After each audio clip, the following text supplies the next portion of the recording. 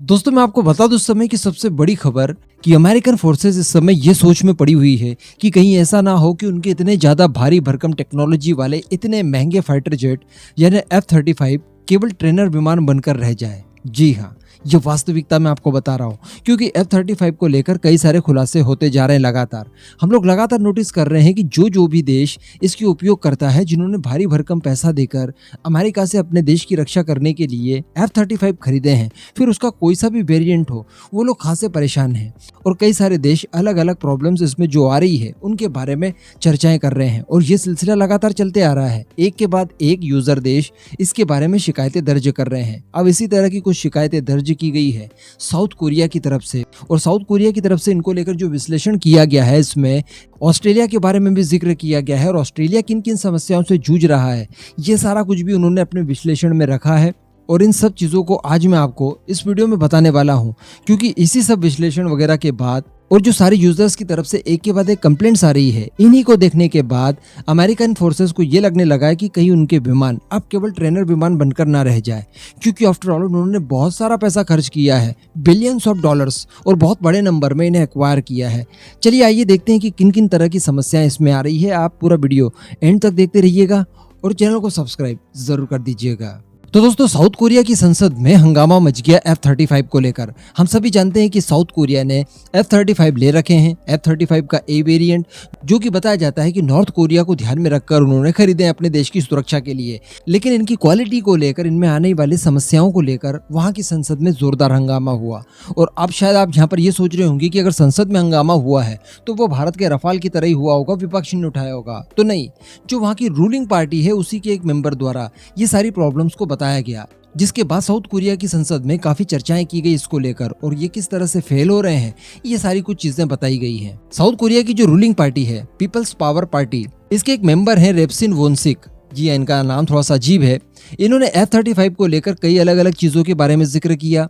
बताया जा रहा है कि सबसे ज्यादा बड़ी समस्या तो इनके रखरखाव को लेकर आ रही है। हम सभी लोग जानते हैं कि कोई भी स्टेल्थ फाइटर जेट हो, उन्हें रखना, मेंटेन करना, ये सारी चीज़ें काफ़ी क्रिटिकल हो सकती है। इसकी स्टेल कोटिंग वगैरह ख़राब होती रहती है, तो इन सारी चीज़ों को मैनेज कर पाना हर किसी के बस की बात नहीं है। अमेरिका खुद भी परेशान है, भारी मात्रा में इनका इंडक्शन कर लिया है और भारी भरकम अब मेंटेनेंस खर्च उन्हें पे करना पड़ता है। खैर चलिए, ये तो सारी चीज़ें सभी के साथ होती ही हैं, लेकिन इसके बाद जो बताया गया वो सुनिए।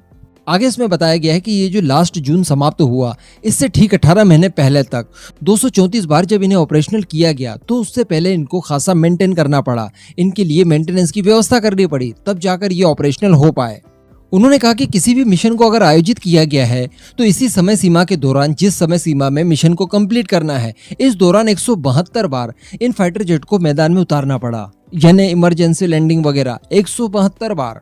इससे भी भयंकर खुलासा ये हुआ कि उन्होंने नोटिस किया है कि कुल अभी तक 62 बार ऐसे मामले भी सामने निकल कर आए हैं जब ये फाइटर जेट उड़ने या फिर किसी मिशन को पूरा करने में सक्षम ही नहीं है, उड़ भी नहीं सकते। अब आप सोचिए, यानी ये ग्राउंडेड ही हो चुके हैं कुल मिलाकर।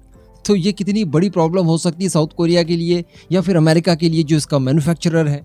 आगे उन्होंने ये बताया कि जो पिछला साल गया 2021 का, उस पूरे साल में F-35 को लेकर जो भी मिशन आयोजित किए गए थे, उनमें केवल 12 दिन ही ये काम कर पाए, केवल 12 दिन। और इस साल की अगर बात की जाए 2022 की, तो अभी तक केवल 11 दिनों तक ये मिशन को अंजाम दे पाए हैं, यानी बाकी इसमें बहुत सारी समस्याएं आ रही है। आगे उन्होंने ये भी निष्कर्ष निकालकर बताया कि जो F-35A है वो अपने लक्ष्य को पूरा करने के लिए 75% काबिलियत रखते हैं, यानी 100% तो ये नहीं एक्यूरेट है। हालांकि 100% किसी और फाइटर जेट से भी आप उम्मीद नहीं कर सकते, थोड़ी बहुत कमी तो आती ही है, लेकिन केवल 75% भी काफ़ी कम हो गया एक अमेरिकन फाइटर के लिहाज से। ये आंकड़ा थोड़ा सा ऊपर होना था, कम से कम 90% के लगभग तो जाना था या फिर उससे अबाउ। तो ये जो बीच में 25% का मार्जिन आया है, ये यकीनन बड़ा ही दुखदायी हो सकता है। इसी के साथ साथ ऑस्ट्रेलिया को लेकर जो इन्होंने बताया है कि ऑस्ट्रेलिया ने चूंकि 100 विमान खरीद रखे हैं F-35 के, अब बताया जा रहा है कि इन्हें 2053 तक, जब तक ये सर्विस देंगे, तब तक इन्हें मेंटेनेंस के लिए 10.87 बिलियन डॉलर्स खर्च करने पड़ेंगे, जो कि मेंटेनेंस के लिहाज से अपने आप में काफी बड़ी रकम है।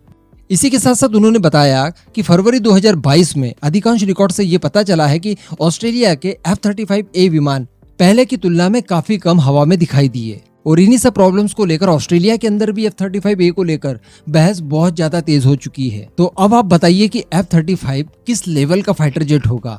अगर हम लोग अमेरिका के पुराने फाइटर जेट की तुलना इससे करें तो यकीन मानिए ये थर्ड और फोर्थ जनरेशन के फाइटर जेट की तुलना में भी पिछड़ते हुए दिखाई दे रहा है। काफी सारी प्रॉब्लम्स इसमें हमने पहले भी सुनी थी, लेकिन ये अब इस तरह की प्रॉब्लम्स निकल कर आई है कि उड़ने में ही सक्षम नहीं है। तो यकीन मानिए काफी चिंता का विषय है ये। अब बताइए अगर भारत ये फाइटर जेट खरीद लेता बड़ी मात्रा में तब क्या होता, क्योंकि हम सभी जानते हैं कि भारत को एक तो वैसी फाइटर जेट की रिक्वायरमेंट बहुत ज़्यादा है।